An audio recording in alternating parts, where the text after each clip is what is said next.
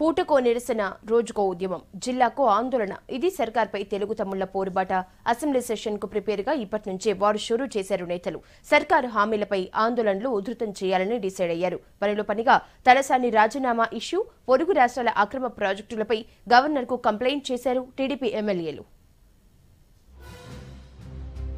రాష్ట్ర సర్కార్పై దాడి మరింత పెంచారు తెలుగు తమ్ముళ్లు రోజుకు ఆందోళన నిరసనలతో హల్చల్ చేస్తున్నారు ఎన్నికల హామీల మొదలు సర్కార్ నిర్ణయాలపై ఫైటింగ్ షురూ చేశారు మున్ముందు ప్రభుత్వంపై అటాక్ చేసేందుకు పక్కా స్కెచ్ రెడీ చేస్తున్నారు నేతలు ఇప్పటికే జనంలోకి వెళ్లి సమస్యలు తెలుసుకుంటున్న నేతలు ఫ్యూచర్ ప్లాన్స్ పై డీప్ గా డిస్కస్ చేశారు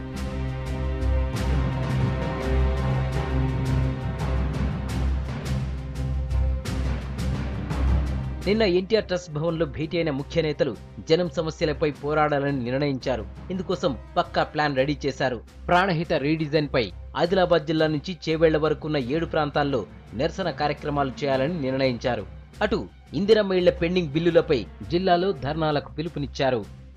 3వ తేదీ సెప్టెంబర్ 3 అన్ని నియోజకవర్గ కేంద్రాల్లో ఎక్సైజ్ సర్కిల్ ఇన్స్పెక్టర్ల కార్యాలయాల ముందర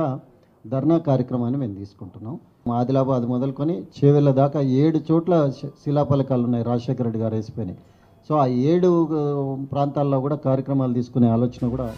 మరోవైపు కృష్ణా నదిపై కర్ణాటక నిర్మిస్తున్న ప్రాజెక్టులపై ఉద్యమం తీవ్రం చేయాలని నిర్ణయించారు దీనిపై గవర్నర్ను కలిసి కంప్లైంట్ కూడా చేశారు ప్రాణహిత రీడిజైనింగ్ తో పాటు తలసాని రాజీనామా వ్యవహారంపై నిర్ణయం తీసుకోవాలని కోరారు దయచేసి దీన్ని ఇమీడియట్లీ